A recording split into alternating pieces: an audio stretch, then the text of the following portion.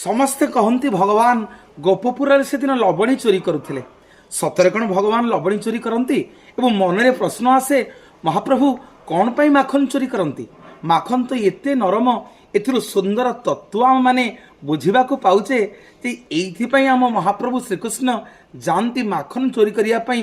ଏବଂ ଗୋପପୁରରେ ସମସ୍ତଙ୍କ ଘରକୁ ସେ ଯାଆନ୍ତିନି, ବାଛି ବାଛି ସେଇ ଗୋପ ଗୌରୁଣୀ ମାନଙ୍କ ଘରକୁ ଯାଆନ୍ତି ଯାହାର ହୃଦୟ ନରମ ଥାଏ, ଯାହାର ହୃଦୟ ନିର୍ମଳ ଥାଏ, ଯାହାର ହୃଦୟ ନିଷ୍କପଟ ଥାଏ।